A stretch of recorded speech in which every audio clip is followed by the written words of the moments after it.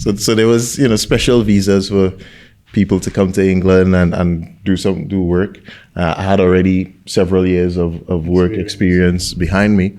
So, and I had the diploma in land surveying. So I decided, all right, well, I'll come to England and we'll do some work. But then at the time, some friends of mine were introducing me to a book called Rich Dad, Poor Dad by Robert Kiyosaki. Exactly. So, you start reading that and then you start thinking, geez, I'm working too hard.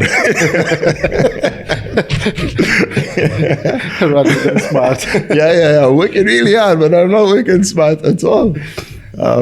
So we started looking into, the first things we started looking into, something that's relatively cheap to get into, is network marketing. So, they have all these companies. And well, the good thing about network marketing, it teaches you a lot of about entrepreneurship at a very cheap price. It is not very expensive to get into. So you learn certain things and, how to interact with people, and you learn about sales and all that. So you started doing that probably around 20 years old. I remember my first company was called Symmetry. I was trying to sell tablets. Oh, there you go. Yeah. You need to start. Yeah. So you start somewhere, and then eventually I went on to, I think there was a company called Zango. So just at the time, just before I came to England, joined a company called Zango, and then they didn't necessarily have an English base. So I'm thinking, all right, well, I could go to England, I could start off a base there and, make it big, Wow. So in essence, all your study has been done in Tobago, some here as well. So eventually I came, started trying to get this Zango thing up and running. I remember even going to the first meeting that I ever had. This guy from Jamaica actually started it, and one of the executives came over. It was a room of about 5 people in there. So we were in there and they were launching Zango. I mean, Zango was big in the States at the time. So, so we were probably at the right time in the UK. But then, being here, you've got to be on visas, there are loads of restrictions and all that. So it became extremely difficult, as entrepreneurship is.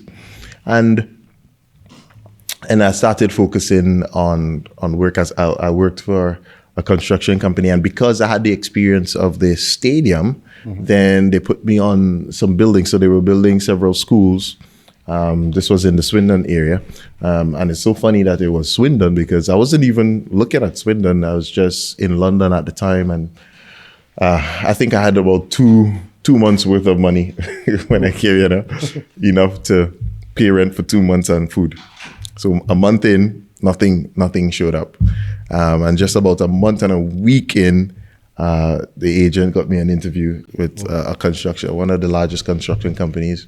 I didn't even know that, it was very sort of revered, if you want to call it that. Everybody wanted to work for these guys. I didn't know them. I didn't know anything about them.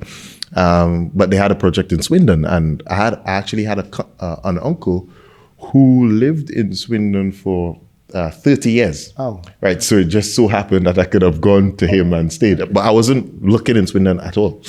So just by coincidence.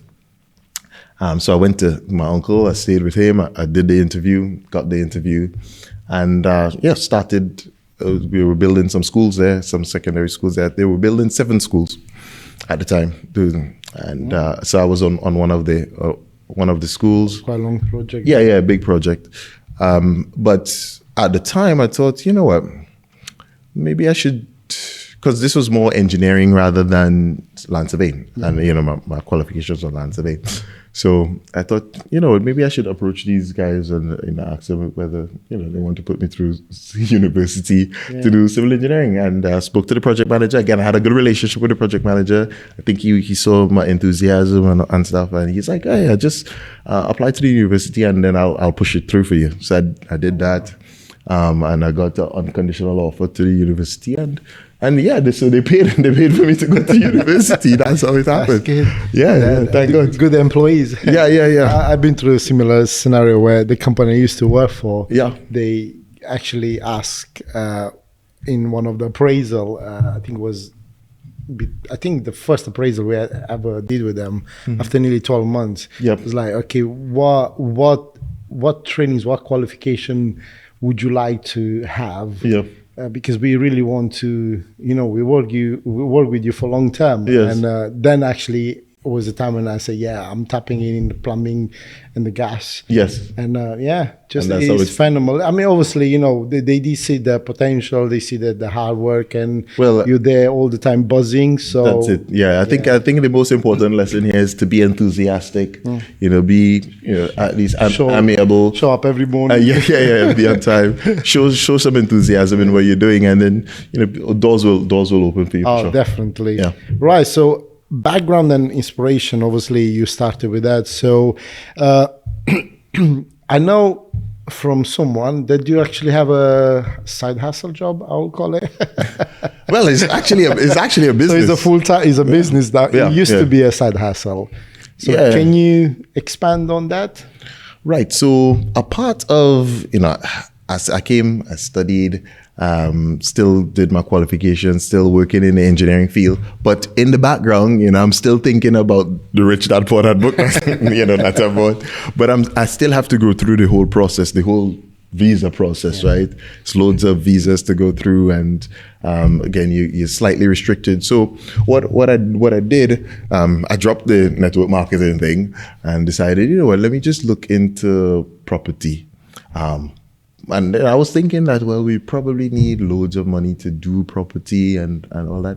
But I got connected with some guys who was actually teaching how to do like no money down deals. Oh, wow. Okay. But I had to do a course, right? So you had to pay a certain amount of money to do a course, and then they teach you.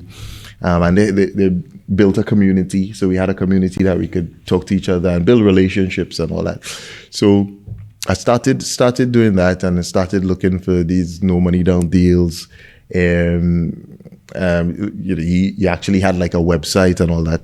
So started doing that, and it started off slowly but surely, because you're looking for certain specific things, and of course, I'm a foreigner, so it's still very difficult to even get a mortgage. But I forgot a little side note. So this was my first year in England. I was like thinking about Rich Dad Poor Dad and all his teachings. I was like, there's no way I'm gonna just continue renting. Right? I started working. So one Saturday, it's like, I need to just go to an estate agent and see what there is. Now, I knew I had no money whatsoever, right? But you do. You just take the steps. So I went in. Literally, it was the first agent that I went in, and on this main street, they had probably about 7 or 8 agents, and one next to each other. So the first one I went into, it's like, hey, what do you have? What do you have? And he said, well, how much deposit do you have? And I was like, none. No money down deal. Yeah. But he said, you know what? There's actually a couple that's getting divorced, and they're trying to sell off their property quickly.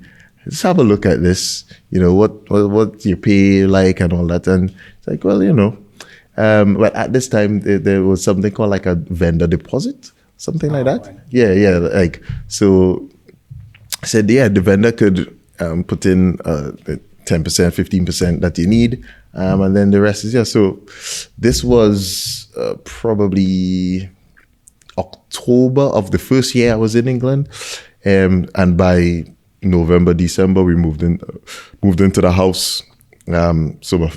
With no money down. So when I thought, I could do no money down, so I was like, all right, let's do this again then. And so that's how I got the inspiration to like, really, it's probably possible. It's possible.